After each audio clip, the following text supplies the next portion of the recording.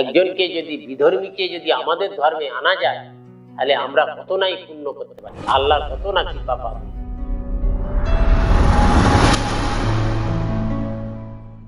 আমাদের ইন্দিরা গান্ধী তিনি যখন ভারতের প্রধানমন্ত্রী ছিলেন, তিনি ওনাদেরকে অনেক সৈন্য পাঠিয়ে তাদেরকে বাংলাদেশটা স্বাধীন করে দিয়েছে।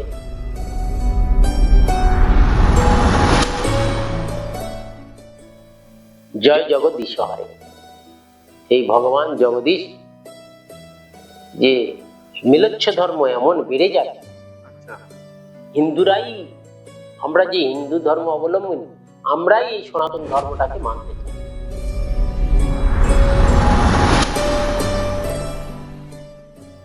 আমরা সনাতন ধর্মের মানুষে আমরা অনেকেই সেটাকে আগিয়ে নিয়ে যাওয়ার চেষ্টা করছি না, আর সাপোর্টও করছি না। সেই জন্য আজকের আমাদের দুর্ভাগ্যের বিষয়,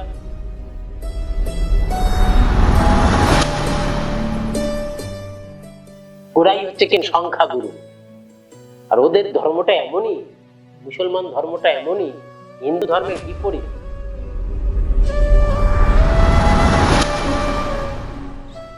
হ্যাঁ, আর মহারাজ আমি যেটা বলছিলাম, এই যে বাংলাদেশে এই যে একজন মহারাজকে উনি সনাতন ধর্মের মানুষদেরকে, চিন্ময় কৃষ্ণ দাসকে এই যে মানে জেলে বন্দি করে রাখা হয়েছে, ওকে এতভাবে মানে বিতাড়িত করা হয়েছে। উনি তো সনাতন ধর্মকে জাগরিত করছিলেন, তো তাহলে সেই বিষয়ে ওনাকে জেল টেল করা না, কেউ তো বলছে ফাঁসির অর্ডার হয়ে গেছে, তো সেই বিষয়ে আপনি কি বলেন? সনাতন ধর্মকে এত খারাপ চোখে ওরা কেন দেখছে?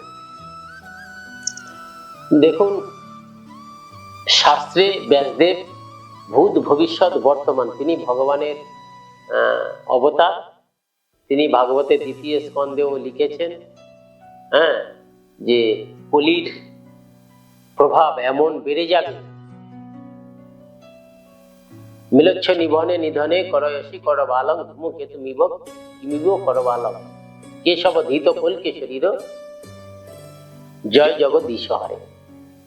এই ভগবান জগদীশ যে মিলচ্ছ ধর্ম এমন বেড়ে যায়, হিন্দুরাই, আমরা যে হিন্দু ধর্ম অবলম্বন, আমরাই এই সনাতন ধর্মটাকে মানতে চাই।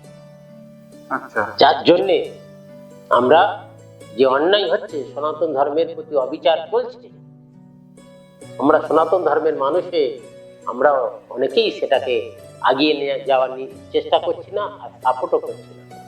সেই জন্য আজকের আমাদের দুর্ভাগ্যের বিষয়, খুবই খারাপ লাগে। তিনি একজন আমাদের গৌড়ীয় বৈষ্ণবের, আমাদের একজন ব্রহ্মচারী এবং সনাতন ধর্মের গুরু হিসাবে তিনি এই সনাতন ধর্মটাকে আমাদেরকে সুরক্ষিত থাকার জন্য তিনি জানেন যে কি আসতে চলেছে। কেন ওই দেশের ওরাই হচ্ছে কেন সংখ্যাগুরু, আর ওদের ধর্মটা এমনই, মুসলমান ধর্মটা এমনই, হিন্দু ধর্মের বিপরীত। আমরা যেটাকে খারাপ মনে করি, ওরা ওটাকে ভালো মনে করে। কোন ধর্মের মধ্যে কিন্তু হিংসা বলে জিনিস নাই। হিংসাই হচ্ছে কি জীবের পতনের মূল কারণ, আর ওরা সেই হিংসাটাই করে, একে অন্য ধর্মের প্রতি হিংসা করাটাই ওদের কাছে খুব মূল্যবান একটা কাজ বলে মনে করে। যেমন আমরা একটা কাউকে যদি সাধু বানাতে চাই, মনে করি না কত আমরা পুণ্য করেছি, ওরাও ওই জন্যে মনে করে যে একজনকে যদি বিধর্মীকে যদি আমাদের ধর্মে আনা যায়, তাহলে আমরা কত নাই পুণ্য করতে পারি, আল্লাহর কত না কৃপা পাবো। তা এ তো যুগ যুগ ধরে চলে আসছে, হিন্দু ধর্মের প্রতি কুড়ালাঘাত করছে। তা সেই কারণে এটা ওরা বিভিন্ন ভাবে এটাকে তো ওনাকে ফাঁসাবার ফাঁসিয়েছে, এবং আগেও কয়েকবারও ওরা এইভাবে সনাতন ধর্মের উপরে করেছেন। কেননা এই পাকিস্তান মধ্যে বাংলাদেশ ছিল, আমাদের ইন্দিরা গান্ধী তিনি যখন ভারতের প্রধানমন্ত্রী ছিলেন, তিনি ওনাদেরকে অনেক সৈন্য পাঠিয়ে তাদেরকে বাংলাদেশটা স্বাধীন করে দিয়েছে। সেই জন্য তারা সুরক্ষিত ছিল। এখন সেটাই ভুলে গেছে। আর ওখানে অনেকটাই হিন্দু তখন ছিল।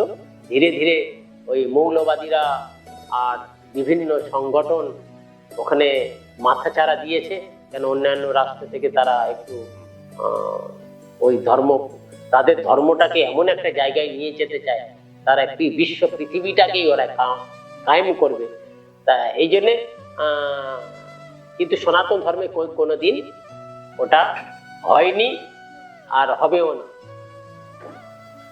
মানে সনাতন ধর্মটাকে ওরা ওদের ওইখানে বাড়তে দিতে চায় না।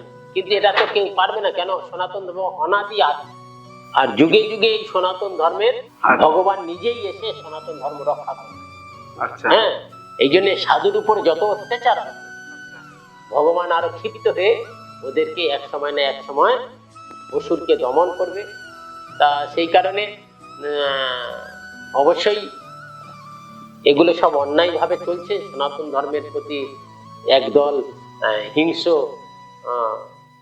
তারা মানুষ, সনাতন ধর্মটাকে তারা যাতে না সনাতন বাড়ে, যাতে না বাড়ে, তারা এই পৃথিবীটাকে তারাই কায়েম করবে এইরকম মনোভাব নিয়ে। কিন্তু সনাতন ধর্মের ঈশ্বর ভগবান আছেন, তিনি থাকবেন, আর তিনি ছিলেন, তিনি ত্রিকাল সত্য, তাই তিনি আমাদের রক্ষা করবেন। এইটাই সাধুর পরিচয় দেখাচ্ছে যে সনাতন ধর্মকে স্থাপন করতে গেলে, রক্ষা করতে গেলে সৎ কাজে শত বাধা।